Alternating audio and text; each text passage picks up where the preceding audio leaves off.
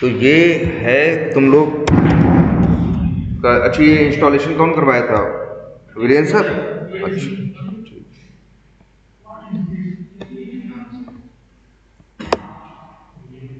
ये ठीक है। तो तुम लोग किए क्या क्या पहले? अच्छा, ये भी देख लेते हैं।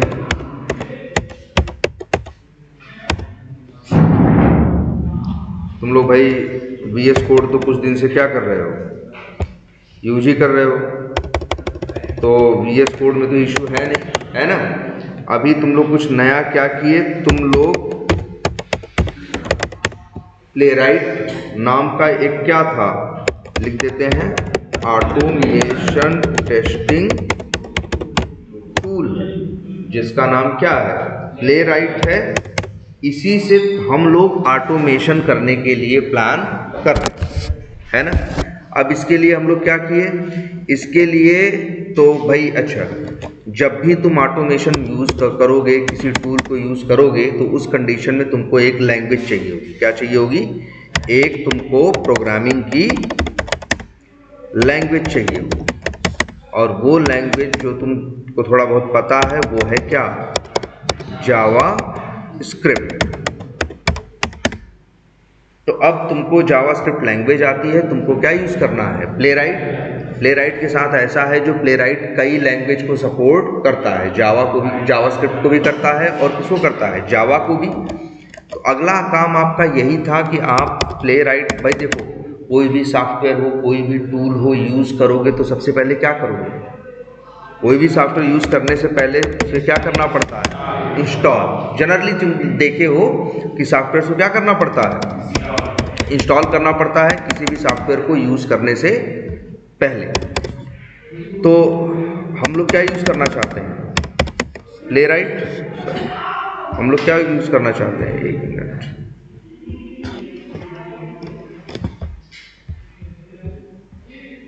हम लोग क्या यूज करना चाहते हैं? एक मिनट, इसे बंद कर देते हैं से।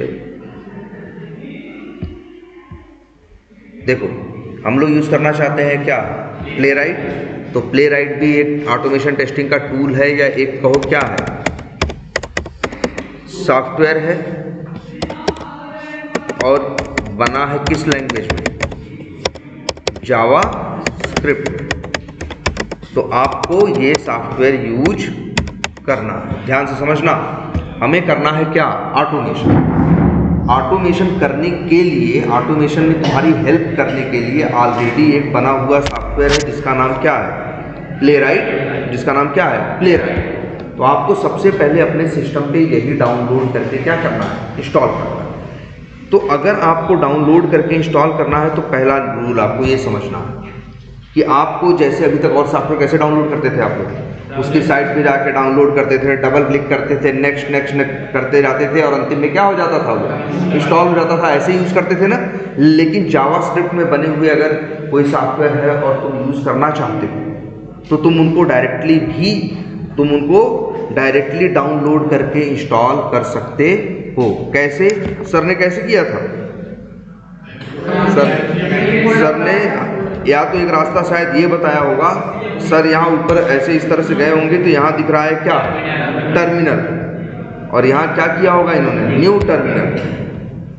तो ये जो टर्मिनल है, यहाँ से ये चीज़ों को इंस्टॉल कर सकते हैं। एक तो रास्ता ये है। दूसरा, ये जो प्लेराइट नाम का, ये प्लेराइट JS नाम से इन्होंने कुछ बनाया है। कहाँ है यार? डेस्कटॉप पे देख लेते हैं ना, कहाँ पे है। राइट क्लिक करोगे, यहाँ आ जाता है ना, reveal in file explorer. Click करोगे, डायरेक्टली हमको वहाँ पहुँचा देगा। ये देखो, डेस्कटॉप पे प्लेराइट JS नाम का एक फोल्डर है। यही इनका क्या है? प्रोजेक्ट है। या तो हम ऐसा भी कर सकते थे, सीधे इस फोल्डर में आते और यहाँ सेलेक्ट करके लिखते क्या? CMD। बस आपके सिस्टम पे एक बेसिक चीज इंस्टॉल होनी चाहिए जिसका नाम क्या है? Node.js। क्या इंस्टॉल होना चाहिए? Node.js। वो आपके सिस्टम पे है। आप यहाँ से भी चाहें तो प्लेराइट नाम का जो ऑटोमेशन टेस्टिंग का टूल है या सॉफ्टवेयर है, आप यहाँ से भी इंस्टॉल कर सकते हैं। अच्छा, ये सॉफ्टवेयर रखा कहाँ है? प्लेराइट। प्लेराइट नाम का सॉफ्टवेयर हम अपने सिस्टम पे इंस्टॉल कर रहे हैं ना। कोई भी चीज़ इंस्टॉल करोगे तो पहले क्या करोगे, डाउनलोड करोगे, तब तो इंस्टॉल करोगे। तो ये बताओ है कहाँ प्लेराइट? तुम सबके सिस्टम पे इंस्टॉल हुआ है कि नहीं? लेकिन कैसे? तुम किसी साइट पे गए, डाउनलोड किए, कहाँ से, कैसे हुआ? किसी फोल्डर में, किसी स्पेसिफिक फोल्डर में।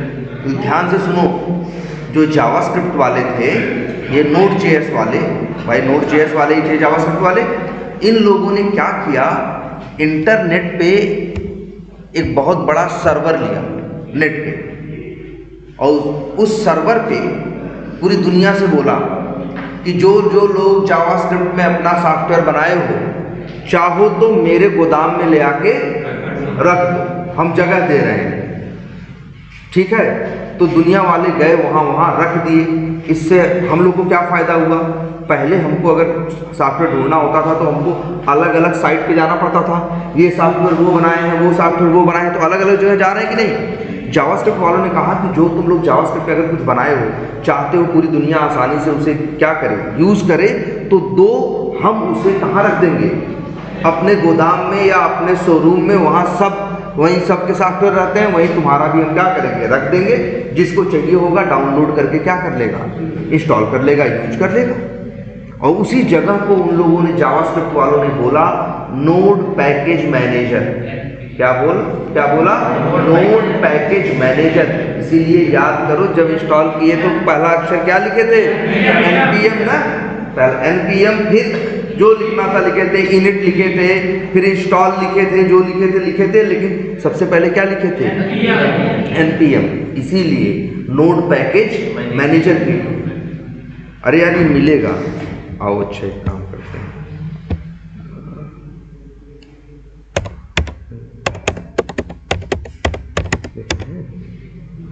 ये देखो एक साइट है भाई, क्या नाम है, npmjs.com। ये है कि नहीं, ये नहीं है,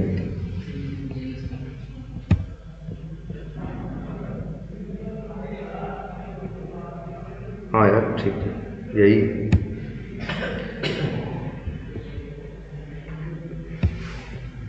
छोड़ो, एक मिनट,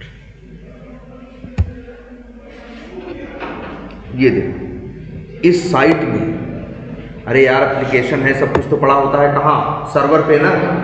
तो जानते हो ये जो साइट है जो दिख रही है npmjs.com, ये किसकी, ध्यान से सुनना, जावास्क्रिप्ट बनाने वालों ने ही, जिन्होंने क्या बनाया है, नोड पे काम किया है, जिन्होंने नोड.js बनाया है, उन लोगों ने इंटरनेट पे बहुत बड़ा क्या लिया, सर्वर लगाया, और लगाने के बाद एक URL लिया, URL का नाम क्या था, npmjs.com। और यहीं पे जितने लोगों की क्या है, जावास्क्रिप्ट में बने हुए क्या थे, सॉफ्टवेयर थे, सब लोगों ने यहीं ले आके क्या किए, रख दिए। आ रही बात समझ में कुछ? ऐसे ही प्लेराइट को भी ले आके यहाँ पे क्या किए, रख दिए। अब बताओ, हम लोग इंस्टॉल करेंगे तो किसका यूज़ करेंगे, npm वर्ड।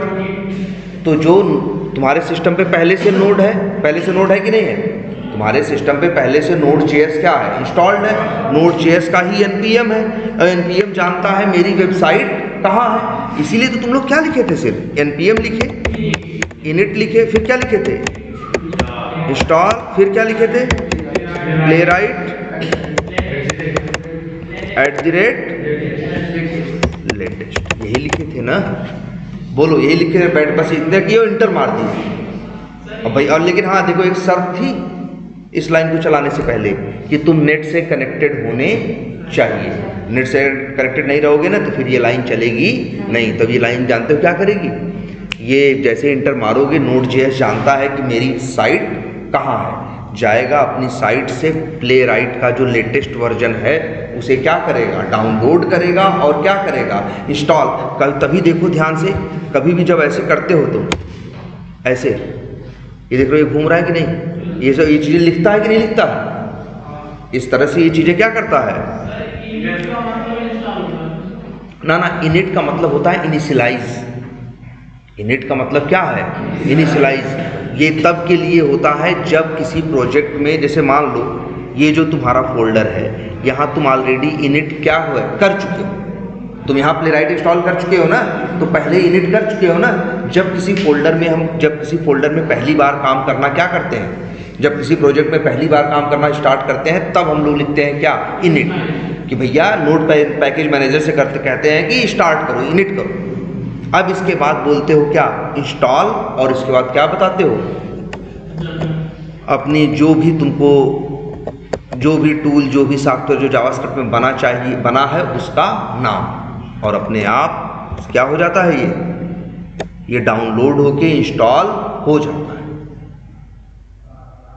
डाउनलोड होके इंस्टॉल हो चुका है, पहले जानते हो कहाँ गया है। तो अब अच्छा ये भी देख लो, पहले यही है ना आपका प्रोजेक्ट, सबके प्रोजेक्ट सिस्टम पे बना है, प्रोजेक्ट बना है कि नहीं बना है। ध्यान दिए होते जब तुम लोगों ने प्लेराइट इंस्टॉल किया, उसके बाद देखो एक नया फोल्डर बन गया था तुम्हारे सिस्टम में, बन गया था कि नहीं। उस फोल्डर के अंदर node_modules, जो प्लेराइट डाउनलोड होके इंस्टॉल हुआ है ना, वो यही है। ये देखो अंदर इसी में प्लेराइट पड़ा है कि नहीं पड़ा है, बोलो, है ना। तो जब जावास्क्रिप्ट हम लोग यूज़ करते हैं ना, जब ये npm वाली कमांड चलाते हैं, कौन सी कमांड चलाते हैं, npm वाली, तो चीज़ कहाँ डाउनलोड होती है, आपके प्रोजेक्ट के अंदर एक फोल्डर बनेगा, नाम क्या है, node_modules, इसी के अंदर होंगे। अच्छा एक चीज़ है, अभी सिर्फ प्लेराइट यूज़ कर रहे हो ना, अभी कल को हम आगे चल के 4 सॉफ्टवेयर और यूज़ करेंगे, किसके, जावास्क्रिप्ट के। तब क्या करेंगे, हम उनको भी इंस्टॉल करेंगे, तो वो लोग भी कहाँ इंस्टॉल होंगे, इसी node_module के अंदर। तो ये बात याद रहेगी आपसे। अच्छा हम लोग क्या डाउनलोड किए हैं भाई, बोलो, प्लेराइट ना, ये पता है ना सबको कि भैया हम लोग प्लेराइट किए हैं, और कमांड चलाए थे, और ब्लैक स्क्रीन पे कुछ इधर उधर चल रहा था, लिख रहा था, और अंतिम में क्या हो गया, मेरा इंस्टॉल हो गया। यही हुआ था ना सबके साथ, ठीक है। तो इसी के अंदर है ना क्या है, प्लेराइट। अच्छा प्लेराइट जरा ओपन करें, प्लेराइट कैसा दिखता है, जैसे VS कोड कैसा दिखता है जिसको यूज़ कर रहे हो, ये ब्लैक सा दिखता है, अगल बगल वो है क्या है, बटन सटन है, ये सब है कि नहीं है। अच्छा ये क्रोम कैसा दिखता है ना, बटन दिख रहा है, ये वो सब कुछ दिख रहा है। लेकिन प्लेराइट भी यार एक टूल है, एक सॉफ्टवेयर है, लेकिन वो दिखेगा नहीं, यही इसी के अंदर है प्लेराइट। ऐसा नहीं है कि प्लेराइट खोलोगे प्लेराइट दिखेगा, पीला पीला लिखा रहेगा, हरा हरा, कि भैया ये क्या है, प्लेराइट है, तो ऐसा कुछ भी नहीं है। तब प्लेराइट में मिलेगा क्या तुमको, सवाल ये उठता है ना। और इन लोगों ने तुम्हें एक टूल दिया है, टूल का नाम क्या है, फिर से वही बात बोल रहे हैं हम, क्या है, प्लेराइट। अच्छा ये बताते, पहले ये बताओ हम लोग करना क्या चाहते हैं, वेब बेस्ड एप्लीकेशंस का क्या करना चाहते हैं हम लोग, ऑटोमेशन। तो पहले तो एक बात जान लो, इसी काम को करने का एक क्या है, टूल है, जिसका नाम क्या है, प्लेराइट। तो ये बता दें पहले हम आपको एक चीज़, हम चाहें तो एक वेब बेस्ड एप्लीकेशन का ऑटोमेशन बिना किसी टूल के भी कर सकते हैं। बात समझ में आ रही है क्या कह रहे हैं, हम सिंपल सी बात कर रहे हैं कि हमको एक एप्लीकेशन ऑटोमेट करने के लिए बोलो, तो वो हम एप्लीकेशन क्या कर सकते हैं, ऑटोमेट कर सकते हैं बिना किसी टूल का यूज किए। अच्छा ऑटोमेशन टेस्टिंग के कुछ टूल का नाम पता है, एक प्लेराइट का नाम पता है जो फेमस है इस समय, एक क्या है, सेलेनियम का नाम याद रख लो, और एक नाम, एक प्लेराइट, एक सेलेनियम और एक साइप्रेस, 3 नाम तो याद ही रखो, प्लेराइट, सेलेनियम और क्या, साइप्रेस। और चाहो तो एक टूल और याद रख दो, क्या, UFT। ये लोग क्या हैं, ऑटोमेशन टेस्टिंग के क्या है, टूल। तो पहले तो ये दिमाग में रखो, मान लो मेरे पास ये टूल ना हो और हमको तब भी ऑटोमेशन का क्या होता है, देख तो लिया ही हो तुम लोग कुछ कोड वोड लिख रहे थे, चला रहे थे, ब्राउजर अपने आप खुल रहा था कि नहीं खुल रहा था, अपने आप लिख रहा था कि नहीं लिख रहा था, यही क्या था, ऑटोमेशन था। तो वही काम हम चाहें तो बिना प्लेराइट के भी कर सकते हैं, बिना साइप्रेस, बिना सेलेनियम, बिना यूएफटी के भी कर सकते हैं। लेकिन जानते हो क्या होगा? कितनी लाइन का कोड लिखे थे तुम लोग? वीरेंद्र सर दिखाए थे ना, 3 4 5 लाइन 6 लाइन लिखे थे। 5 6 लाइन में तुम लोग ब्राउजर भी लॉन्च कर ले रहे थे, यूआरएल भी खोल ले रहे थे और एक अक्षर लिख भी दिए थे। क्या कहीं कुछ टाइप किए थे यूजर ने पासवर्ड कुछ, या चलो नहीं भी किए, मतलब इतना काम कर दिए थे कि नहीं? किसके सहारे? प्लेराइट के सहारे। हम चाहे तो बिना प्लेराइट के भी कर सकते हैं, लेकिन तब उसी काम को करने के लिए हमको 250 लाइन का कोड लिखना पड़ेगा। बोलो, लिखें? मतलब हम चाहें तो ऑटोमेशन कर सकते हैं बिना किसी टूल के। तब हमें समझो हर चीज क्या करनी होगी, स्टार्टिंग से हमें खुद करनी। लेकिन अब दुनिया में कई लोग आए जो लोग ऑटोमेशन टेस्टिंग का क्या बना दिए, टूल बना दिए, और कहे कि जो जो काम तुम्हें करना होता है, जैसे ब्राउजर लॉन्च करना, यूआरएल ओपन करना, कहीं यूजर नेम डालना, कहीं पासवर्ड डालना, कहीं क्लिक करना, यही सब काम करते हो ना एप्लीकेशन पे। कह दिया कि जो जो काम तुम्हें करना है, जैसे मान लो हमें क्या करना है, फेसबुक पे एक फ्रेंड को क्या भेजनी है, रिक्वेस्ट भेजनी है, तो क्या करेंगे बताओ? पहले ब्राउजर लॉन्च करेंगे, फिर यूआरएल ओपन करेंगे, फिर यूजर नेम डालेंगे, पासवर्ड डालेंगे, लॉगिन बटन पे क्या करेंगे, क्लिक करेंगे, फिर फ्रेंड्स पेज पे जाएंगे, फिर फ्रेंड लिस्ट खोलेंगे, फिर उसमें या जिसको सर्च करना होगा पहले क्या करेंगे, हम सर्च करेंगे, उसका नाम आएगा, ओपन करेंगे, फिर फ्रेंड रिक्वेस्ट की क्या होगी, बटन होगी, उस पर क्लिक करेंगे। इतना करेंगे तब होगा ना। अब हमें यही मैनुअली नहीं करना है, यही क्या करना है, ऑटोमेट करना है। यही काम करने के लिए अगर हम कोड करें तो हमें कोड लिखना पड़ेगा, इसके लिए क्या, कई 100 लाइन। तो लेकिन कुछ लोग अब दुनिया में आए, उन्होंने कहा कि तुमको कई 100 लाइन लिखने की जरूरत नहीं। जैसे हमको लगता है ना, एक छोटा सा काम है, क्या ब्राउजर क्या हो गया, लॉन्च हो गया। हमको लगता है एक छोटा सा काम है, क्या है, यूजर, उसमें यूआरएल क्या हो गया, ओपन हो गया। लेकिन यूआरएल ओपन करने के लिए, ब्राउजर लॉन्च करने के लिए 50 लाइन का क्या लिखना पड़ेगा, कोड। अब कुछ लोग दुनिया में आए जो हर काम को करने का कोड क्या किए, खुद से लिख दिए और सारा कोड इकट्ठा एक जगह रख दिए और उसी को बोलने लगे कि हम लोगों ने क्या बना दिया है, ऑटोमेशन टेस्टिंग का एक क्या बना दिया है, टूल बना दिया है। अब दुनिया को अगर ऑटोमेशन करना है, उसे ये करना है, जितना हम बताया फ्रेंड रिक्वेस्ट भेजनी है तो मुश्किल से 12-15 लाइन का कोड लिखेगा और उसका क्या हो जाएगा, फ्रेंड रिक्वेस्ट क्या हो जाएगा, सेंड कर देगा। आ रही बात कुछ समझ में? अच्छा ये बताओ, हमें करना क्या होता है एक एप्लीकेशन पे, एक वेब एप्लीकेशन पे टेस्टिंग करो चाहे जो करो, तो क्या करते हो यार, यही करोगे ना। कहीं जाओगे, यूजर नेम, कहीं कुछ लिखोगे, कहीं क्लिक करोगे, कहीं माउस लेके जाओगे, कहीं राइट क्लिक करोगे, कहीं यही सब करोगे ना। कहीं फोटो खोलोगे, कहीं डाउनलोड करोगे, कहीं अपलोड करोगे, यही सब कमावा तो करते हो तुम लोग। तो बस कुछ लोग दुनिया में आए, वो लोग कहे ये सारा काम करने का हम लोग कोड लिख के आपको दे देंगे, और उसी को वो लोग बोलने लगे क्या, ऑटोमेशन टेस्टिंग का टूल। मतलब ये समझो हर काम को करने का उन लोगों ने कोड लिख के बना के आपको दे दिया। समझ लो आपको एकदम रेडीमेड चीज क्या हो गई है, मिल गई है, बस आपको क्या करना है, उसे यूज करना है। टूल का मतलब कुछ समझ रहे हो? जैसे हम लोग प्लेराइट है, इसके पहले हम लोग तो जैसे एक टूल और है क्या, सेलेनियम। एक टूल है जिसका नाम क्या है, सेलेनियम है। एक टूल है जिसका नाम क्या है, साइप्रेस है, यूएफटी। सारे टूल क्या करते हैं, सारे टूल ने बस यही किया है, उन्होंने कहा कि आपको जो जो काम करना पड़ता है, सब काम को करने का कोड हम लोग क्या कर दे रहे हैं, लिख दे रहे हैं। आपको अब मेहनत करने की जरूरत नहीं है। जैसे याद करो, तुम लोग को बहुत मेहनत नहीं करनी पड़ रही थी, बस तुम लोग डॉट क्लिक लिख दो तो वो क्या कर देगा, क्लिक कर देगा। डॉट फिल लिख दो तो जाके क्या कर देगा, टाइप कर देगा। लेकिन फिल जो है वहां टाइप कराने का असली कोड कम से कम 70 लाइन का होगा। तो वो लोग कहे कि तुमको 70 लाइन लिखने की जरूरत नहीं है। वो लोग 70 लाइन तुम्हारे लिए क्या किए, लिख दी। और लिखने, अच्छा अब इसका एक सबूत दिखाते हैं, देखो जरा, यही है ना प्लेराइट, है क्या प्लेराइट में यार? जरा ओपन करते हैं, चलो किसी को प्लेराइट, चलो अंदर, क्या है प्लेराइट में? ये देखो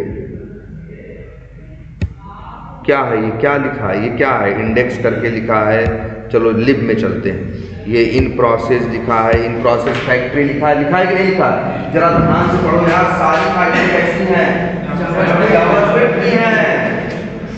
क्या किया है उन लोगों ने तुम्हारे लिए? बस यही किया, हर काम को करने का कोड लिख दिया। कैसे लिखा? जावास्क्रिप्ट में लिखा। किसमें लिखा?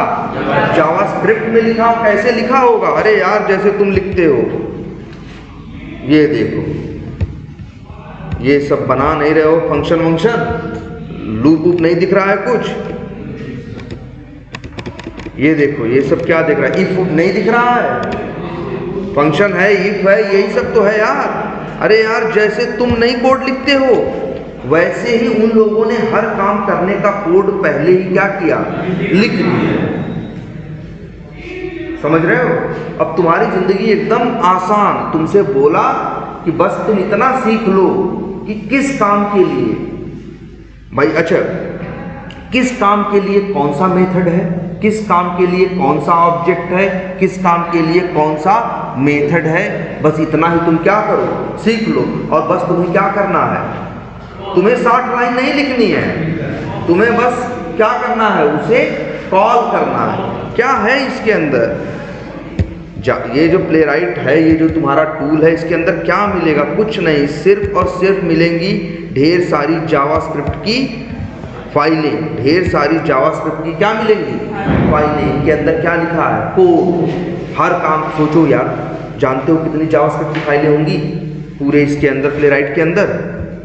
मेरे ख्याल से प्लेराइट के अंदर कितनी भी कम होंगी, और तो ज़्यादा कुछ है नहीं। जरा बताते हैं तुमको। अच्छा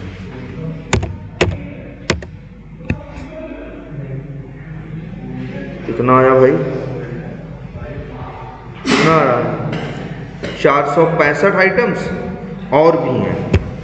कम से कम जानते हो क्या लिखा है? ये जो प्लेराइट नाम का टूल तुमको मिला है, कैसे बना है? ऐसे बना है। कम से माइक्रोसॉफ्ट वालों ने बनाया है ना, तो माइक्रोसॉफ्ट वालों ने एक क्या बनाई होगी? एक टीम बनाई है, जिसमें 40 से 50 बंदे क्या किए होंगे? उन्होंने हायर किए होंगे। 50 लोग क्या किए होंगे?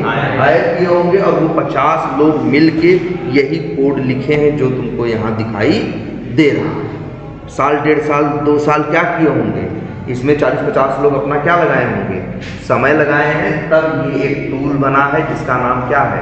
प्लेराइट। अंदर क्या मिलेगा? अरे जावास्क्रिप्ट में कोड लिखा है यार, तो अंदर जाओगे तो क्या मिलेगा? वही क्या क्या देखे हो जावास्क्रिप्ट में अभी तक? वेरिएबल देखे हो, लेट देखे हो, यही सब देखे हो ना? लेट देखे हो, कॉन्स्ट देखे हो, इफ एल्स देखे हो, और क्या देखे हो? फॉर लूप देखे हो, फंक्शन देखे हो, ऑब्जेक्ट देखे हो। ऑब्जेक्ट के अंदर क्या थी? प्रॉपर्टी और वैल्यू। और ऑब्जेक्ट के अंदर क्या था? मेथड। इतना ही तो देखे हो ना? तो वही कंसेप्टवा सब यूज करके ये लोग भी कोड लिखे। बस इन्होंने ये कर दिया, तुम्हारी जिंदगी कैसे आसान कर दी। क्लिक करने के लिए 60 लाइन का कोड चाहिए था ना, तो एक इन्होंने एक मेथड बनाया क्लिक नाम का, और उसके अंदर वो 60 लाइन क्या की? लिखो। अब तुमको क्लिक करना है तो तुम्हें सिर्फ क्या करना है? क्लिक नाम का उनका मेथड या फंक्शन क्या करना है? कॉल करना है। हाँ, मतलब समझो जरा, पहले समझो एक ऑटोमेशन टूल होता क्या है। यही है ऑटोमेशन टूल जो यहाँ दिख रहा है। और तुमको लग रहा होगा हमको, अरे देखो सारा कोड हमको फ्री में मिल रहा है कि नहीं मिल रहा है? बताओ। ये जितना कोड है इसमें 3-4 तो लिखा हुआ, 3-4 फाइलों में मिल गया कि नहीं? जानते हो इसको लिखने में कितना पैसा लगा होगा? कम से कम 30-40 करोड़ खर्चा हुआ होगा, ज़्यादा 50-60 करोड़ लगा हुआ है लिखने में। लेकिन 50-60 करोड़ में लिखवा के और नेट पे क्या कर दिए? डाल दिए।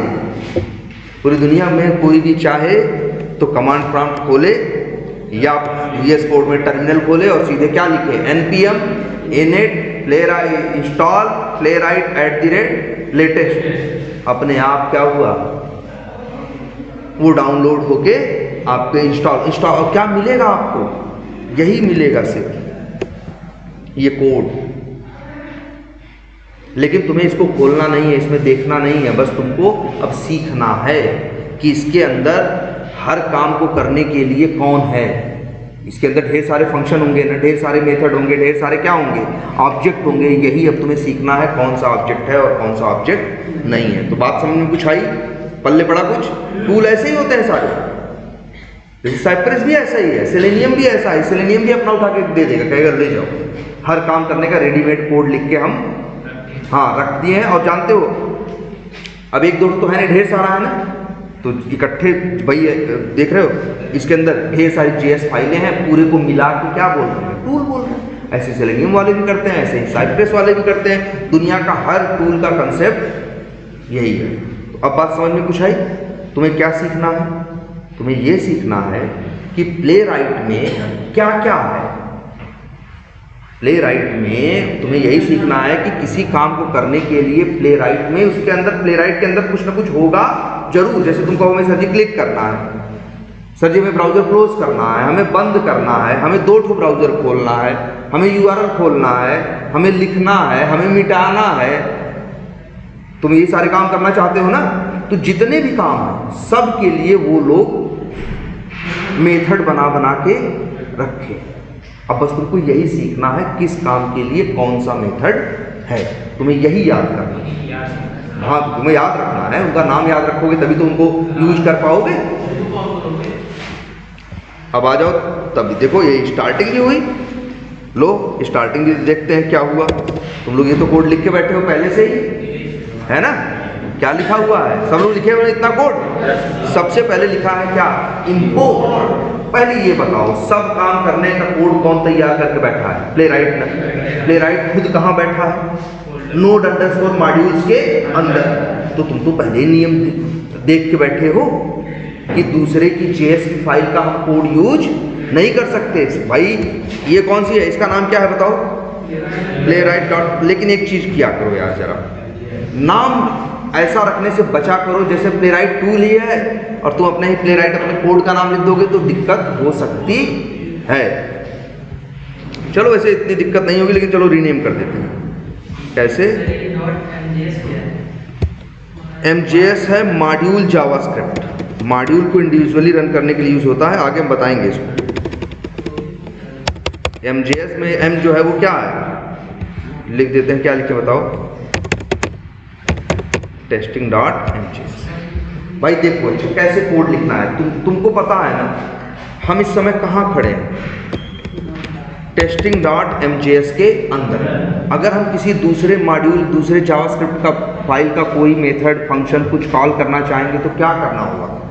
इंपोर्ट करना होगा ना यार। अब बताओ, जो प्लेराइट है इसका अपना थोड़ी ना है। प्लेराइट भी तो कहीं से क्या किया है, डाउनलोड करके रखा है ना। कहाँ रखा है? नोड अंडरस्कोर मॉड्यूल्स के अंदर। तो भैया उसकी चीजें यूज करनी है तो सबसे पहले उसे क्या करना पड़ेगा? इंपोर्ट करना पड़ेगा। तुमको पता है ना, दूसरे JS फाइल से कुछ भी उठाना है तो पहले क्या करोगे तुम? इंपोर्ट करोगे। तो देखो इसीलिए सबसे पहला स्टेटमेंट क्या लिखा गया है? इंपोर्ट। इसके बाद ये लिखते हैं क्या इंपोर्ट कर रहे हैं। तो इसके लिए तुम्हें पता होना चाहिए कि उसके अंदर क्या क्या है। तो जान लो उसके अंदर एक ऑब्जेक्ट है। क्या है? एक ऑब्जेक्ट है जिसका नाम है क्या? क्रोमियम। क्या नाम है? क्रोमियम।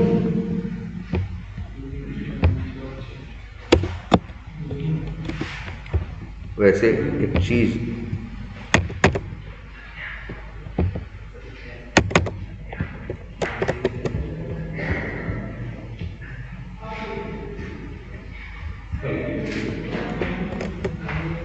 इसको क्रोमियम में रखते हैं। तो पहले ये लिख देते हैं तुम लोगों को। क्रोमियम क्या है?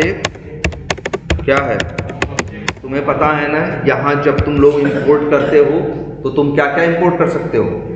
फंक्शन भी इंपोर्ट कर सकते हो, ऑब्जेक्ट भी इंपोर्ट कर सकते हो और वेरिएबल भी इंपोर्ट कर सकते हो। हम इंपोर्ट कर रहे हैं क्या?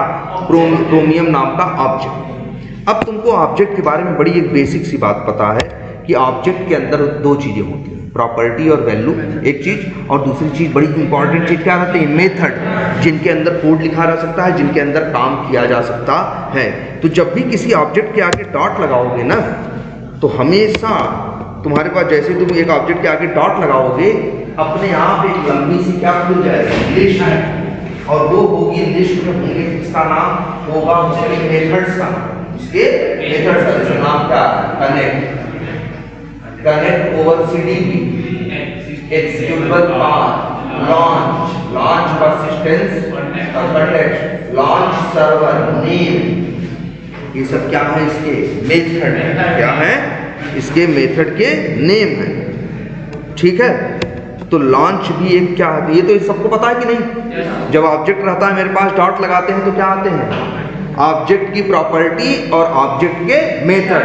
तो प्रॉपर्टी नहीं होगी तो नहीं आ रहा है, जो भी है मेथड आ रहे हैं कि नहीं आ रहे हैं। अब इसमें एक मेथड है जिसका नाम क्या है, लॉन्च। तो देखो वही लॉन्च नाम का मेथड कॉल किया गया। अच्छा ये बताओ, चाहे एक मेथड हो चाहे फंक्शन हो, मेथड हो या फंक्शन हो, वो लोग कभी कभी एक चीज मांगते हैं ना, क्या, पैरामीटर। जब उनको कुछ बाहर से चाहिए होते हैं तो क्या मांगते हैं, पैरामीटर। कभी ध्यान दिया तुमने, जावास्क्रिप्ट वालों ने, दुनिया की लगभग हर लैंग्वेज वालों ने, तुम ध्यान से देखना, वो लोग मेथड के आगे हमेशा क्या बनाते हैं, एक ब्रैकेट, एक कटोरे जैसा बनाते हैं। जानते हो क्यों, पैरामीटर लेने के, क्योंकि पैरामीटर का एक कंसेप्ट ऐसा है जो दुनिया की हर लैंग्वेज में है, तो उसमें पैरामीटर में वैल्यू लेने के लिए ही ये ब्रैकेट बनाया गया है। ऐसा नहीं देखने में सुंदर लगेगा इसलिए बना दिया है ना। देख रहे हो क्या कर रहे हो, लेट ब्राउजर, हाँ बता रहे हैं।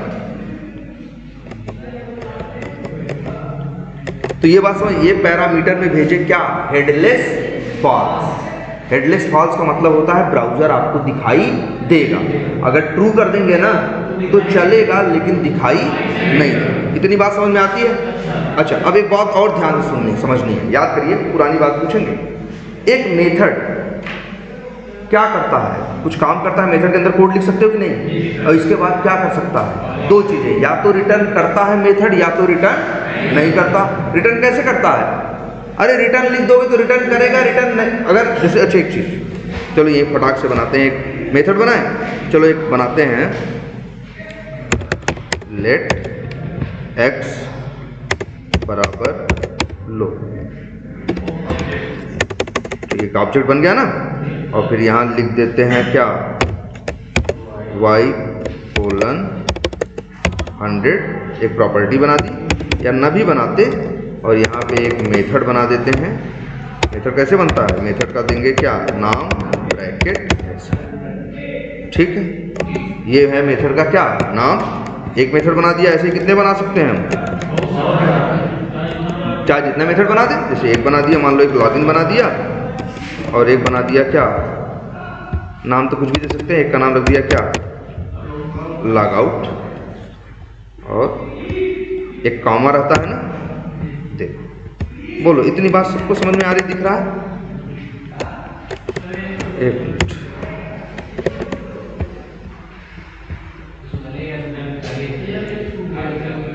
क्या छूट गया, अच्छा ये, हाँ, तो लॉगिन और लॉग आउट नाम के दो बन गए क्या, फंक्शन। अच्छा जरा देखना, अब सब लोग ध्यान से देखना, हम ऊपर का पहले तो सारा कोड क्या कर देते हैं, ऊपर का सारा कोड हम कर देते हैं कमेंट, बस इतना, नीचे देखो। अब ये देखो एक्स, अच्छा एक काम करते हैं, सब लोग ध्यान से देखना, यहाँ पे लिख देते हैं, कुछ भी लिख दें क्या, लेट बी बराबर क्या 100 लिख दिया, या बी बराबर लिख दिया, मान लो कंफ्यूजन होगी क्या 300। लॉग आउट में लिख दिया लेट सी बराबर ए बी सी डी, ये कोड लिख दिया। कोई कुछ गड़बड़ लिखा है, लिख सकते हैं ना ऐसा हम, अगर गलत लिखे हो तो वैसे भी एरर दे देता, रेड कलर से कर देता, सब सही है। अब मान लो अच्छा अगर हमें लॉगिन को कॉल करना है तो हम क्या लिखेंगे, x डॉट क्या लॉगिन, देखो दो मेथड आ रहे हैं कि नहीं, लॉगिन और लॉग आउट, एल लिख दिए, देखो वैसे तीनों आ रहे हैं, लॉगिन भी आ रहा है, लॉग आउट भी आ रहा है, और y नाम का वेरिएबल भी आ रहा है ना। देखो चिन्ह भी अलग है, कलर भी अलग है, इसका कलर थोड़ा कैसा है, ब्लू टाइप का है, थोड़ा हल्के नीले रंग का है, और वो बैगनी कलर का है, ठीक है। तो लोग कॉल कर सकते हो। लॉगिन नाम का मेथड तो तुमने क्या किया, कोई दिक्कत, चलाएं।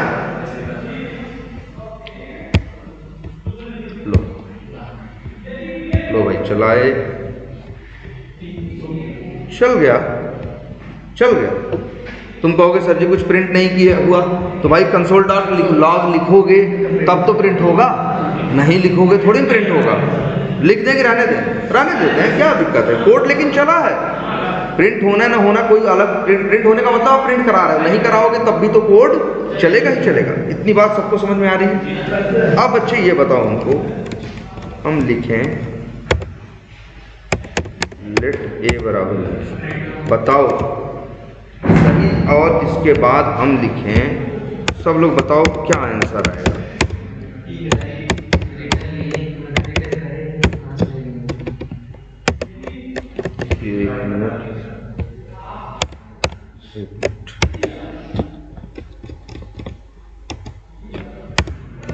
ये सब लोग ध्यान से देखो क्या प्रिंट होगा, बोलो क्या एरर आएगी कि नहीं आएगी? क्यों आएगी? क्योंकि देखो हम x ऑब्जेक्ट का कौन सा मेथड कॉल कर रहे हैं, लॉगिन, जो कि कुछ रिटर्न नहीं कर रहा है। जब रिटर्न नहीं कर रहा है तो वेरिएबल में तुम स्टोर क्या कर रहे हो? एक अगर फंक्शन हो चाहे मेथड रिटर्न नहीं कर रहा है तो आप जबरदस्ती रिटर्न ले नहीं सकते, ठीक है। अगर ऐसे लिख दे तो अब बताओ, अब यहां रिटर्न b होगा तो b आएगा किसके पास, a के पास। अब क्या प्रिंट करेगा,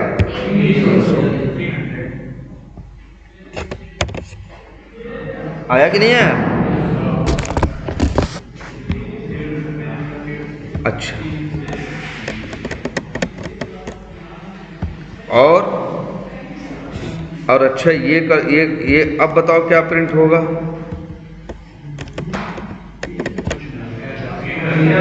एरर आएगी ना, क्योंकि लॉग आउट रिटर्न नहीं। तो ये जान रहे हो ना, मतलब ये लाइन तभी सत्य हो सकती है जब सामने वाला मेथड कुछ क्या करे, रिटर्न करके दे, अदरवाइज बेवजह तो नहीं लिख सकते ना। तो देखो ये बताने की वजह क्या थी, यहां देखो, ये देखो कि तुमने लिखा क्रोमियम डॉट क्या, लॉन्च। लॉन्च एक मेथड है, लॉन्च एक मेथड है किस ऑब्जेक्ट का, क्रोमियम ऑब्जेक्ट का। किस ऑब्जेक्ट का, क्रोमियम ऑब्जेक्ट का।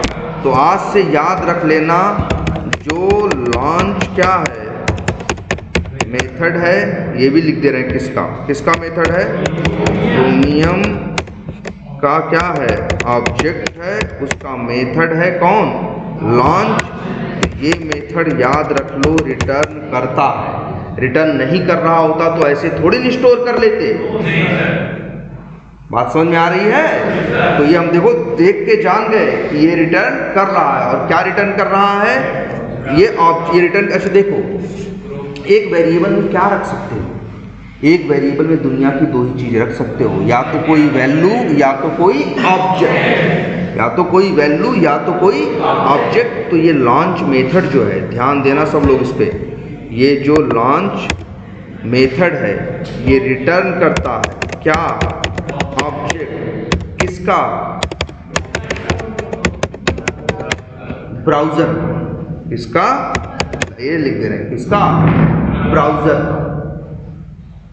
तुम कहोगे सर जी बोल रहे हो आप ये देख के, क्योंकि यहाँ क्या लिखा है, ब्राउज़र ना। तो देखो यहाँ ब्राउज़र की जगह अगर हम लिख दें क्या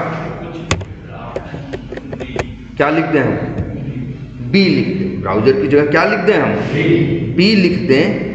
तो बस यहाँ ब्राउज़र जहाँ है यहाँ क्या लिख दें, बी लिख दें।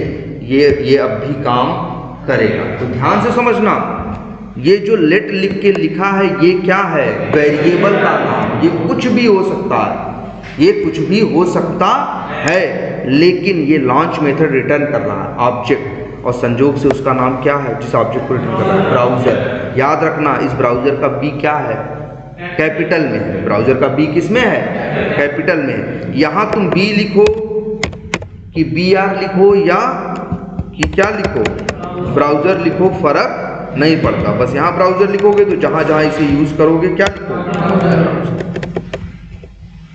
तो बताओ लाइन नंबर 5 चलेगी तो क्या होगा। लाइन नंबर जब 5 चलेगी ना, लाइन नंबर 5 चलेगी तो क्रोमियम का ऑब्जेक्ट का लॉन्च मेथड चलेगा और वो रिटर्न करके देगा आपको किसका ऑब्जेक्ट, ब्राउजर का, तो जो इस वेरिएबल में है। अब ब्राउजर डॉट लिख रहे हो तो इसका मतलब किसका मेथड कॉल, किस बताओ ब्राउजर वेरिएबल में किसका ऑब्जेक्ट है। ना ना ना ना, इसलिए देखो नाम थोड़ा, चलो इसका नाम इसीलिए हम ऐसा रखते हैं, क्या लिख देते हैं, क्या लिख देते हैं, BRW। अब बोलो अच्छा बताओ BRW वेरिएबल में क्या है। लॉन्च मेथड किसका है, क्रोमियम का, और क्रोमियम ऑब्जेक्ट का लॉन्च मेथड रिटर्न कर रहा है ऑब्जेक्ट किसका, ब्राउजर का। अब उस ऑब्जेक्ट को तुम चाहे ए नाम के वेरिएबल में रखो, चाहे बी नाम के वेरिएबल में रखो, चाहे BRW। अब बताओ BRW के पास क्या है, BRW के पास क्या है, ब्राउजर का ऑब्जेक्ट है। अरे यार क्रोमियम डॉट लॉन्च लिखा है ना, इसका क्या मतलब है कि क्रोमियम ऑब्जेक्ट का लॉन्च मेथड चल रहा है। अब लॉन्च मेथड किसी का भी ऑब्जेक्ट कोई भी वैल्यू रिटर्न कर सकता है जैसा उसको बनाए, तो वो रिटर्न कर रहा है किसका ऑब्जेक्ट, ब्राउजर का, किसका, ब्राउजर का। याद रहेगा, यहां ध्यान देना, क्रोमियम अलग ऑब्जेक्ट है और ब्राउजर अलग ऑब्जेक्ट है। क्रोमियम ऑब्जेक्ट का मेथड है क्या, लॉन्च, और ये देखो BRW डॉट क्या लिखे हो, न्यू पेज ना। तो मेरे भाई अब यहां लिखते हैं जो ब्राउजर क्या है, ऑब्जेक्ट है, उसका मेथड क्या है, न्यू पेज है। ब्राउजर क्या है, ऑब्जेक्ट है, उसका मेथड कौन है, न्यू पेज है, और ये जो मेथड है क्या करता है, रिटर्न करता है। देखो रिटर्न कर रहा है तभी तो स्टोर कर रहे हो, और रिटर्न क्या स्टोर रिटर्न करता है जी, ऑब्जेक्ट। जिस ऑब्जेक्ट को रिटर्न करता है उसका नाम क्या है, तो जान लो क्या है, पेज।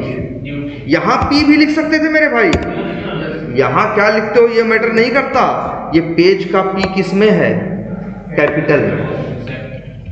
भाई यहाँ कंफ्यूजन तुम लोग को हो रही हुई तो हम इसको भी लिख दे रहे हैं क्या, चलो क्या लिख दे रहे हैं, पेज।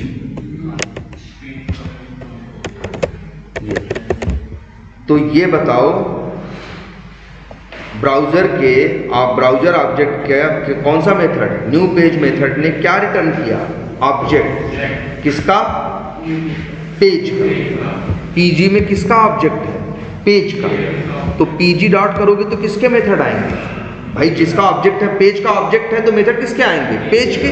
अब पेज का एक मेथड है जो तुम्हारे सामने है जिसका नाम क्या, गो टू।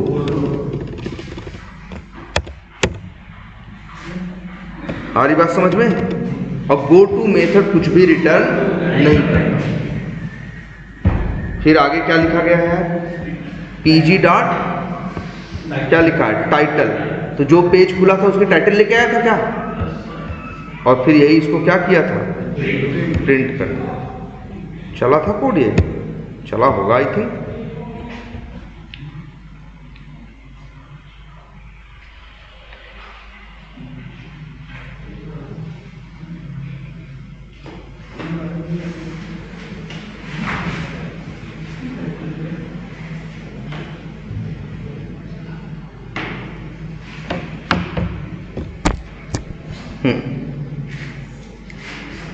यहाँ पे जैसे ये खुल गया, कुछ प्रिंट हुआ क्या, ये सब या इधर उधर कुछ प्रिंट हुआ है क्या यार। अच्छा प्रिंट किए क्या हो, टाइटल। चलो इसको छोड़ो। हाँ हाँ हाँ हाँ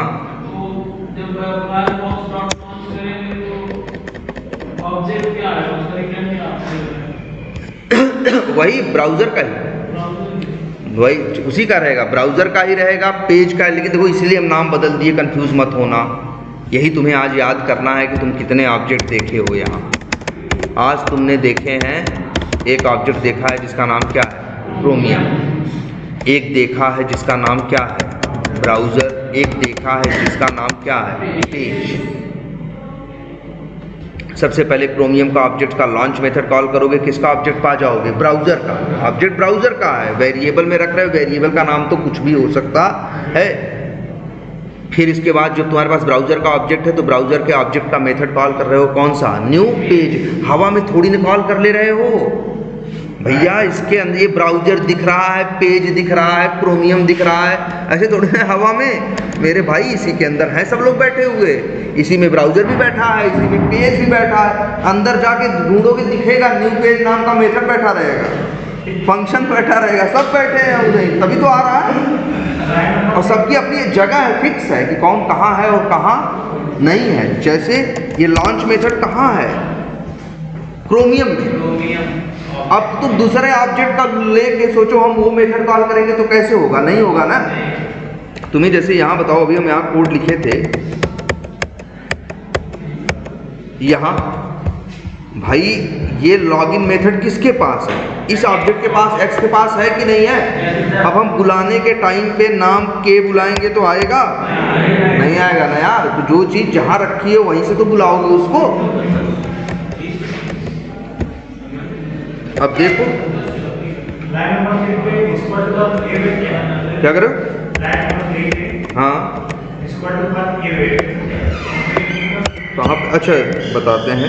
इतनी बात समझ में आई सबको, थोड़ा बहुत करके देखे हो ना सब लोग। पहले तो आज इतना करके देखो, नकल मारो, बस कॉपी करो, जैसे एग्जैक्टली हम कर रहे हैं वैसे ही करने की क्या करो, कोशिश करो, बस तुम्हें इतना ही काम करना और इतना कर ले रहे हो। अच्छा एक चीज़ और सुनना ध्यान से, हर लाइन पे क्या लिखा है, अवेट। तुम्हें लिखना इस समय क्या है, मस्ट है। जब भी कोई लाइन लिखोगे तो सबसे पहले जहाँ कोड लिखोगे वहाँ क्या लिखोगे, अवेट। इसका रीज़न हम आगे बताएंगे, इसका रीज़न हम आगे बताएंगे। नहीं लिखोगे तो ये चलेगा प्रॉपर नहीं, इसीलिए हर लाइन में अवेट लिखना, ठीक है, ये ज़रूरी है। आगे अभी हम एक दो क्लास के बाद मतलब समझाएंगे कि अवेट हम लिखते क्यों हैं, ठीक है। तो अच्छा इतना तो दिख रहा है। मेरे पास क्या है, पेज का ऑब्जेक्ट है। किसका ऑब्जेक्ट है, पेज का। जिस वेरिएबल में रखे हैं उसका नाम क्या रखे हैं, पीजी। हम तो कुछ भी नाम रख सकते हैं वेरिएबल का। अब देखो, अच्छा हमें करना क्या है पहले ये बताओ। अच्छा सामने क्या है हमारे, एक एप्लीकेशन है ना, एक वेब एप्लीकेशन है ना, दिख रहा है। तो पहले तो ये देखते हैं इसको बोलते क्या है, ये क्या है, ये वी टाइगर है, ठीक है, अच्छी बात है। कहाँ खोले हो, ये कौन सा ब्राउज़र खोले हो, क्रोम खोले हो ना। क्रोम में तुमने URL डाला लोकल होस्ट :8888 और तुम्हारे सामने एक सॉफ्टवेयर खुल गया जिसको तुम लोग बोल रहे हो क्या, वी टाइगर, यही ना, बोलो कोई तो दिक्कत। अच्छा यहाँ भी आके देखते हैं।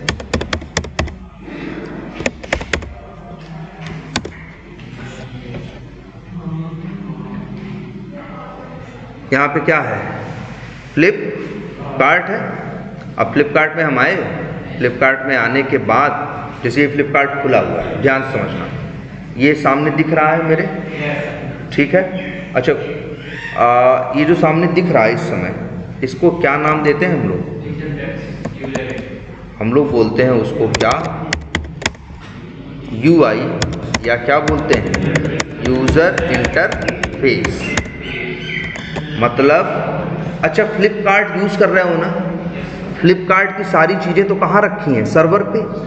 लेकिन तुम यहाँ से, हाँ डेटाबेस पे, सर्वर पे ये सारी चीज़ें रखी हैं, लेकिन तुम कहाँ से यूज कर रहे हो उसको, तुम यहाँ से यूज कर रहे हो कि नहीं, तुम यहाँ से यूज कर रहे हो कि नहीं, कहाँ से यूज कर रहे हो, कहाँ से, UI से।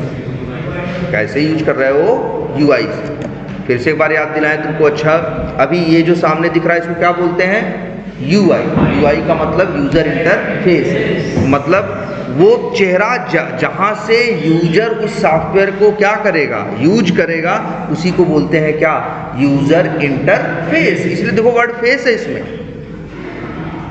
अच्छा ये बताओ, प्ले राइट भी एक सॉफ्टवेयर है, प्ले राइट का चेहरा दिखाई दिया, बस अंदर फोल्डर था, फोल्डर के अंदर क्या दिख रही थी, जावास्क्रिप्ट की फाइलें ना। तो वो एक ऐसा सॉफ्टवेयर था जिसके पास यूजर इंटरफेस नहीं था। लेकिन ये फ्लिपकार्ट एक ऐसा सॉफ्टवेयर है जिसके पास यूजर इंटरफेस है। अच्छा ये देखो सामने खुला, ये जो ये VS कोड है, दिख रहा है ना, अटन बटन सब कुछ है ना, इसके पास भी यूजर इंटरफेस है। लेकिन बहुत से ऐसे भी सॉफ्टवेयर होते हैं जिनके पास यूजर इंटरफेस नहीं होता।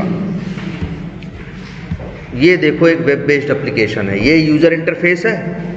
अच्छा देखो हम लोग कर क्या रहे हैं, फिलहाल हम आए फैशन में आए और क्या किया, सपोज करो मेंस जीन्स पे क्या किए, क्लिक किए। ध्यान से देखना, अभी हम इस पे क्या किए, मेंस जीन्स पे क्लिक किए, ये घूमने लगा ऊपर और जीन्स आ गई सारी। तो पहले ध्यान से समझो हुआ क्या, जैसे ही आपने मेंस जीन्स पे क्या किया, क्लिक किया, वैसे ही तुरंत यहाँ से क्या गई, रिक्वेस्ट गई। क्या गई, रिक्वेस्ट। कहाँ गई, सर्वर के पास। तुम्हें पता है ना दुनिया दो भागों में बटी हुई है, एक क्या है, क्लाइंट है, और एक क्या है, सर्वर। चलो एक इस पे बताओ।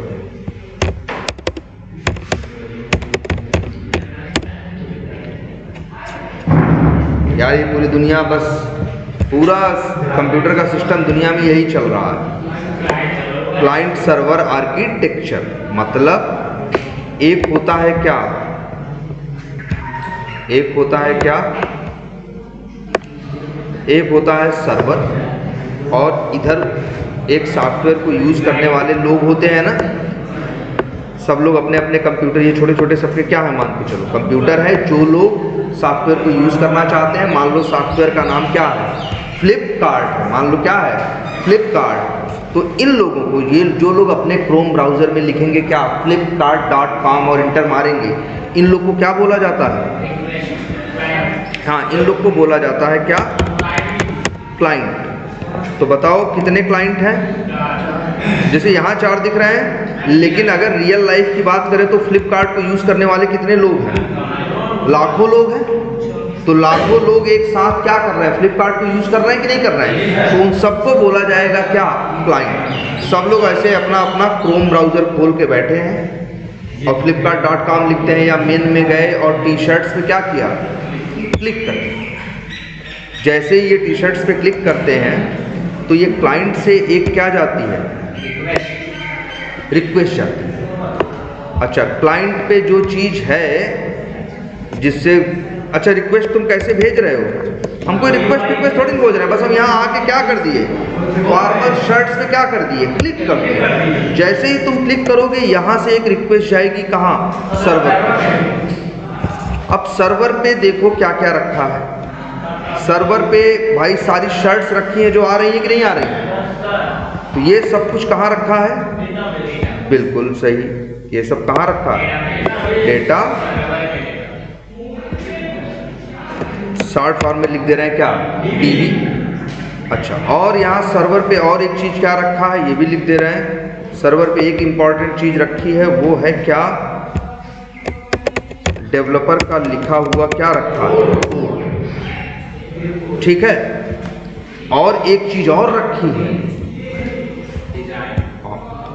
बिल्कुल रखी है क्या, डिजाइन। अच्छा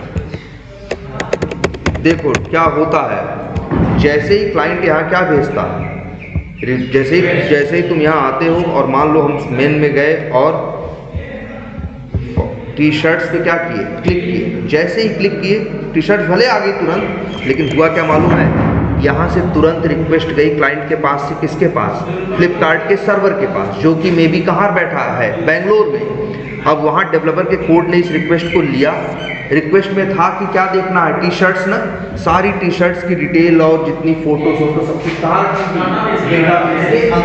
डेवलपर का कोड जो था, डेवलपर का कोड डेटाबेस में जाके सारी शर्ट निकाला और यहाँ से डिजाइन जहाँ रखी थी सारी, एक डिजाइन निकाला। डिजाइन का मतलब देख रहे हो, एक उससे आता है ना, एक लेआउट रहता है ना भाई, दाहिने साइड कुछ रहेगा, ऊपर ये लिखा रहेगा, ऐसे रहेगा, ये डिजाइन है कि नहीं है। ये जो डिजाइन है, ये डिजाइन भी वही, वहाँ ढेर सारी डिजाइन बन के रखी हुई है, कपड़े की, इसकी उसकी, बस उस डिज़ाइन को डेटाबेस के साथ क्या किया, डेटाबेस से क्या निकाला, डेटा निकाला, डिजाइन से क्या निकाला, डिजाइन, दोनों को क्या किया, मिक्स किया या इंटीग्रेट किया, और इंटीग्रेट करने के बाद क्या भेज दिया, रिस्पॉन्स। रिस्पॉन्स पे में कस्टमर को क्या दिखा दिए, अब उसके कंप्यूटर में क्या दिखा, उसके कंप्यूटर में एक क्या दिखी, डिजाइन। कस्टमर को क्या दिखी, डिजाइन, जिसके अंदर था डेटा, है कि नहीं भाई। देखो एक लेआउट में, एक डिजाइन में चीजें आई है कि नहीं आई, और बताओ क्या क्या डेटा आया। ये सब आया ना, 489 रुपया 1999 का था, इतना डिस्काउंट दे रहे हैं, ये शर्ट का कलर है, ये दाम है, ये नाम है, ये कंपनी का नाम है, सब कहाँ है, सब रखा है डेटा कहाँ, डेटाबेस के अंदर। डेवलपर क्या करता है, डेवलपर का कोड यही करता है कि डेटाबेस से डेटा निकालता है और डिजाइन से क्या निकालता है, डिजाइन, दोनों को मिक्स करके भेज देता है, कस्टमर को वही चीज दिखती है। ठीक है, और यही बिल्कुल सही, ये क्या है आपका, ये है क्या, क्लाइंट ने जो भेजा सर्वर के पास वो क्या था, रिक्वेस्ट, और जो सर्वर ने भेजा किसको, फिर क्लाइंट को, वो क्या है, रिस्पॉन्स। तो समझ में आई बात कुछ। तो ये जो है तुमको सामने यहां दिख रहा है, इसमें क्या क्या है, इसमें डिजाइन भी है और डेटा भी है। डेटा कहाँ से आ रहा है, डेटाबेस से, सर्वर से उठ के डेटा आ रहा है। ये डिजाइन भी कहाँ से आ रही है, ठीक है, और ये डिजाइन बनी कैसे, एक सवाल ये भी तो उठता है, ये डिजाइन है क्या। तो एक काम करते हैं, ये पेज दिख रहा है, इसको राइट क्लिक करते हैं, कर दिया, और एक ऑप्शन आ रहा है क्या, व्यू पेज सोर्स, और यहाँ ये सब दुनिया भर की बातें लिखी हैं, बोलो लिखी है कि नहीं, देखो कई चीजें लिखी है कि नहीं, इसी की वजह से ये दिख रहा है। एक काम करते हैं, जैसे ये देख, ये एप्लीकेशन दिख रहा है, वी टाइगर, ये एकदम नीला रंग, ये वो पूरा लिखा पढ़ा सब दिख रहा है, ये इसके दिखने की वजह ये है, यहाँ से नहीं सर, राइट क्लिक करो और क्या करो, व्यू पेज सोर्स, ये जो तुमको ये सब दिखाई देता है ना, कि यार ये ऐसा दिख रहा है, ये नीले रंग का है, पीले रंग का है, हर चीज की वजह कहाँ छुपी है, उसकी ये लाइनें हैं। तो ये जो तुमको बना हुआ दिखाई दे रहा है वो इन्हीं लाइनों की वजह से दिखा। और कंप्यूटर में जब भी कुछ लिखा जाता है तो किसी न किसी किस में लिखा जाता है, लैंग्वेज में लिखा जाता है, और ये जो इस लैंग्वेज में लिखा गया है उसका नाम क्या है, HTML। ये कोई प्रोग्रामिंग लैंग्वेज नहीं है, दुनिया की सबसे आसान लैंग्वेज में ये आती है, नाम क्या है, HTML, ठीक है, और उसी में ये सब बना है।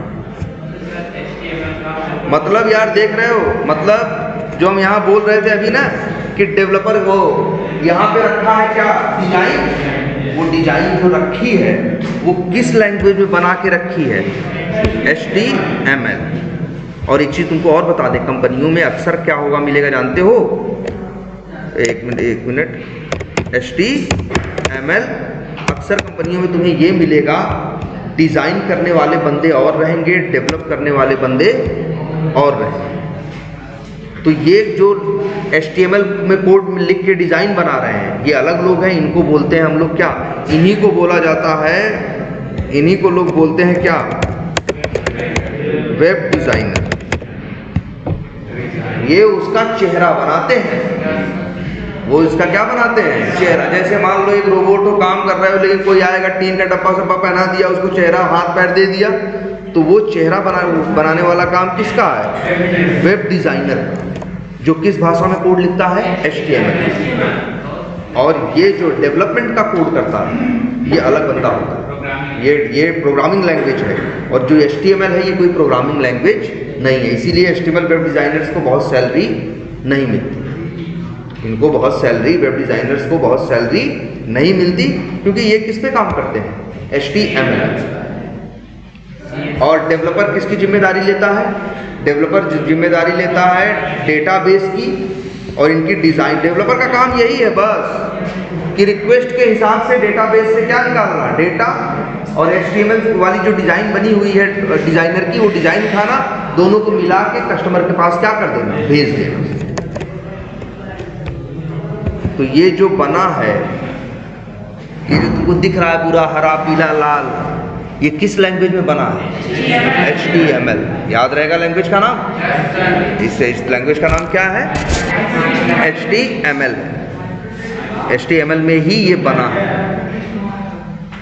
क्योंकि ये देखो तुमको दिखा भी रहे हैं, है ना। अच्छा एक चीज़ अगर हम खुद बना के दिखाएं क्या? कुछ हम थोड़ा सा कुछ खुद ही बनाते हैं। लो पहले देखो कितनी आसान लैंग्वेज है, मतलब एक एप्लीकेशन जैसा छोटा सा हम खुद बनाते हैं नोटपैड में। लोगों के लिए फोटो चाहिए हो, इमेज है लोगो, उसकी फोटो चाहिए होगी ना, इमेज चाहिए होगी ना। ठीक है, पोस्ट ये डिजाइनिंग का मतलब तुम लोग इसको सोच रहे हो उसके जैसे फोटोशॉप या कोरल ड्रा है, ये वैसा नहीं है। ये वेब डिजाइनिंग का है, वेब एप्लीकेशन डिजाइन करने के लिए बनता है, समझ रहे हो। फोटो बनाने के लिए इसका यूज नहीं होता। चलो अच्छा दिखा, पहले देखो एक काम करते हैं, ये लैंग्वेज कैसे लिखी जाती है। देखो ये भाषा लिखने वाला आदमी सबसे पहले क्या लिखता है? HTML लिखता है, सबसे पहले ये लिखता है। इस भाषा की एक और क्वालिटी है, ये हमेशा एंगुलर ब्रैकेट के अंदर लिखी जाती है। एंगुलर ब्रैकेट है ना ये, या इसको हम बोल सकते हैं ग्रेटर देन लेस देन के अंदर। और इसकी एक क्वालिटी है इस भाषा की कि अच्छा ये जो लिखा है, क्या लिखा है? HTML। इसको बोलते क्या है मालूम है? टैग बोलते हैं। क्या बोलते हैं? टैग। और देखो तो याद रहेगा, HTML को क्या बोलेंगे? टैग। और किसके अंदर लिखी जाएगी ये? एंगुलर ब्रैकेट के अंदर। आ रही बात समझ में? और इसका नियम एक सुनो, जिस टैग पे शुरू होगी उसी टैग पे खत्म होगी। कहने का मतलब कुछ ऐसा, HTML पे शुरू हुआ है तो अंतिम में भी HTML रहेगा, एक स्लैश रहेगा और क्या रहेगा? बोलो समझ में आई बात? अब इसके बाद ये लिखो, यहाँ क्या लिखा है? यहाँ क्या लिखा है? हेड लिखा है ना। तो यहाँ देखो हेड पे शुरू हुई है तो फिर क्या होगी? हेड पे खत्म होगी। इसकी यही क्वालिटी है इस लैंग्वेज की, ऐसे लिखी जाती है। फिर लिख रहे हैं क्या? टाइटल। टाइटल पे शुरू होगी तो फिर क्या होगा? टाइटल पे खत्म होगी। क्या बहुत मुश्किल लैंग्वेज है? आसान है ना। जैसे यहाँ टाइटल में लिख दें एक्सपर्ट व्यू ऑटोमेशन। अच्छा एक आदमी के अंदर क्या होता है? सिर होता है, हेड होता है और क्या होती है? बॉडी होती है ना। तो ऐसे ही यहाँ पे भी HTML के अंदर एक हेड होता है और एक क्या होता है? बॉडी। क्या लिख दिया हमने? तो बॉडी पे शुरू होगा तो बॉडी पे ही क्या होगा? खत्म होगा। और फिर यहाँ बॉडी के अंदर क्या क्या होगा? जैसे ये लिख दें, यहाँ पे हम क्या लिख दिए हैं? क्या लिखे? इनपुट लिखे, टाइप बराबर क्या लिखे? टेक्स्ट, और बस यही लिखे। और फिर तुमको पता ही है जिस पे शुरू होगा उसी पे क्या होगा? खत्म होगा।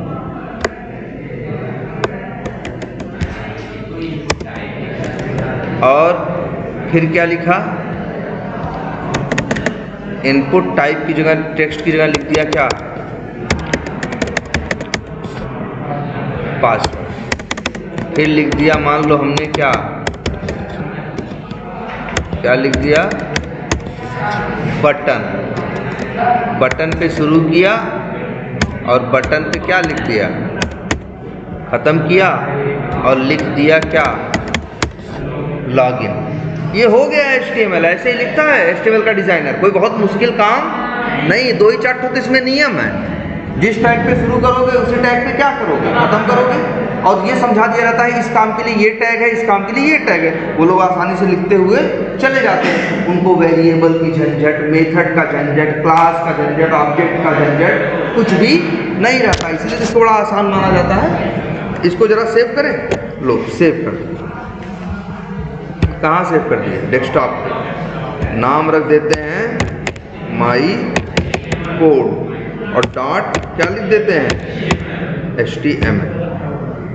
ऑल फाइल्स सेव कर दो। बोलो सेव हो गया कि नहीं, कहाँ है, ये है ना माई कोड। ओपन करें,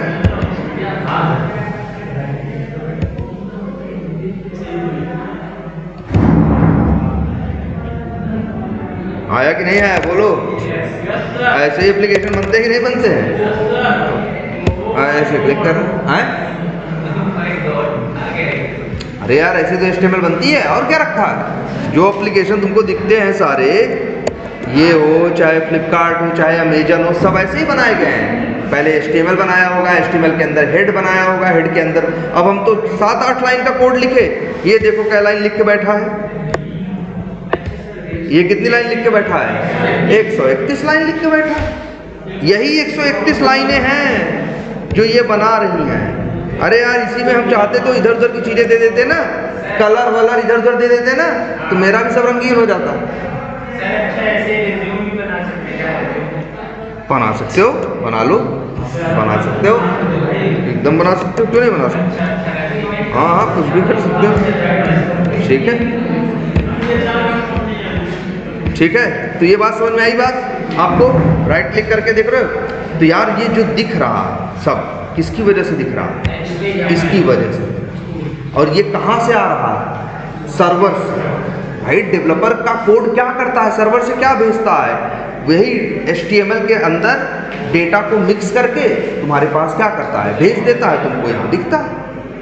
इतनी बात समझ में आ रही है। अच्छा ये बताओ, अगर इसकी वजह से ये बना है, तो अगर ये यहाँ दिख रहा है, जैसे ये लिखा है powered by vtiger CRM, तो बताओ इसके लिए कोई ना कोई लाइन इसके अंदर होगी कि नहीं होगी। भाई जब इसी से ये बना है, मतलब यहाँ जो कुछ दिख रहा है उसके लिए एक लाइन पीछे होगी जरूर। बस ये थोड़ा सा मुश्किल, जैसे हम तुमसे पूछें कि यूजर नेम की लाइन कहाँ है, तो तुमको कहाँ होगी बताओ। तो कोई तुमसे कहे यूजर नेम ये यहाँ जो लिखा हुआ है जिसमें हम लिखते हैं, इसका HTML वाला कोड कहाँ है, तो हम तुमको बता दें कहाँ है, इसी के अंदर, इसी के अंदर, इसी 140 लाइनों में उसकी भी लाइन लिखी है। क्लियर है इतनी बात। ये बताओ पहले, बोलो HTML का थोड़ा आइडिया है अब। ये HTML एक लैंग्वेज है, तुमको लिखनी नहीं है, बस थोड़ी सी यही 2-3 बेसिक बात समझनी जो समझाए। क्या समझाए, ये बात याद रखें, जिस टैग पे शुरू होगी उसी टैग पे खत्म होगी। और एंगुलर ब्रैकेट के अंदर टैग होंगे, ठीक है। अच्छा तब ये कुछ वर्ड देख लेते हैं। एंगुलर ब्रैकेट, ये यहाँ पे टैग क्या है, यहाँ इस लाइन में टैग क्या है, बोलो। ना टैग है क्या, HTML। इस लाइन में टैग क्या है, हेड। इस लाइन में टैग क्या है, टाइटल। हाँ, एंगुलर ब्रैकेट के अंदर जो पहला वर्ड होता है उसी को बोलते हैं क्या, टैग। ये इनपुट क्या है, टैग है। ये टाइप टैग नहीं है, टैग कौन है, इनपुट। ये इनपुट टैग है, ये बटन टैग है, ये बॉडी टैग है। एंगुलर ब्रैकेट के अंदर वो ये लिख देते हैं, first word in angular bracket is called tag या फिर HTML।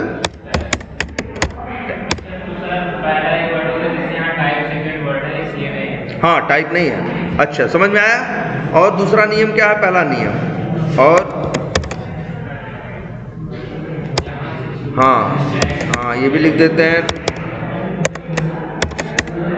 On which tag, it will start, it will end also on same tag। और बस ना, और एक चीज और बोल दे, ये क्या है? टैग के अंदर लिखा है ना क्या, टाइप बराबर टेक्स्ट। टैग के अंदर क्या लिखा है? टाइप बराबर टेक्स्ट ना, टाइप बराबर क्या लिखा है? पासवर्ड ना। तो ये जो बराबर करके लिखा है इसको बोलते हैं क्या? क्या बोलते हैं? एट्रीब्यूट। और बराबर करके जो लिखा है उसको क्या बोलते हैं? तो बताओ ये 4-5 चीज अगली क्लास में पहचान लोगे HTML के अंदर, ठीक है? क्या करें? हाँ, हम कहेंगे एट्रीब्यूट का नाम क्या है, तो कहोगे टाइप। वैल्यू क्या है? टेक्स्ट। कोई पूछेगा इसके लिए, दूसरे वाले के लिए टाइप, एट्रीब्यूट का नाम क्या है, तो क्या बोलोगे? टाइप। वैल्यू क्या है? पासवर्ड। कोई पूछेगा टैग क्या है? इनपुट। इतना बोल लोगे ना, बस इतना ही जानते रहो, क्या टैग है, क्या टाइप है, क्या सॉरी क्या एट्रीब्यूट है, क्या वैल्यू। अच्छा यही थोड़ा पहचान भी लो यही एक लाइन लिखी है, अब लो यही लाइन लिखी है, ये लाइन नंबर 77। तो देखो टैग क्या है? इनपुट। एट्रीब्यूट का नाम क्या है? टाइप। वैल्यू क्या है? हिडन। इसके पास एक ही एट्रीब्यूट नहीं है, इसके पास कई एट्रीब्यूट है। नेम। वैल्यू क्या है? एक्शन। वैल्यू एट्रीब्यूट है, वैल्यू क्या है? ऑथेंटिकेट। तो एक लाइन में यही मिलने वाला है तुम्हें, क्या? टैग और प्लस एट्रीब्यूट और वैल्यू। टैग और एट्रीब्यूट। कोई भी लाइन उठा के देखो, बताओ इस लाइन में क्या है? टैग क्या है? TD। टैग क्या है? TD है।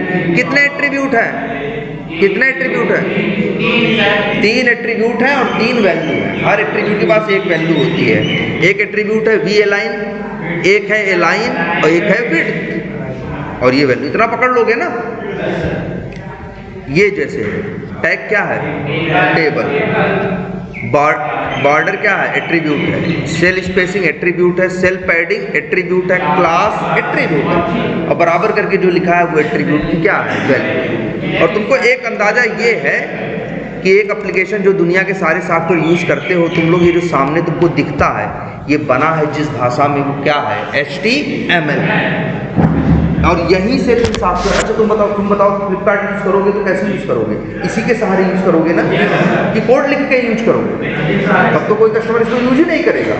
तो इसी को बोलते हैं क्या? User interface.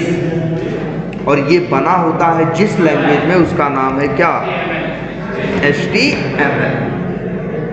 ठीक है। और HTML में टैग जान गए क्या होता है, एट्रीब्यूट और वैल्यू क्या होता है, इतना जान गए। ठीक है, आज इतना ही रखते हैं, फिर नेक्स्ट क्लास में बताते हैं इसके आगे। हाँ यार, अभी तो तुम्हें, क्योंकि मेन बैकबोन यही है, तुमको ऑटोमेशन करना है ना। जो ये बटन सटन आ रही हैं, फुल जो चीज़ें हैं, ये सब अपने आप खुल जाएं, अपने आप बंद हो जाएं, यही सब चाहिए ना। तो सब काम तुम्हें कहाँ करना है? सारा काम तुम्हें करना है इसी HTML के ऊपर। ठीक है, चलो अभी थोड़ी ही समझ है, अगली क्लास में थोड़ा सा और क्लियर करेंगे, फिर हम इसको यूज करना क्या करेंगे, स्टार्ट।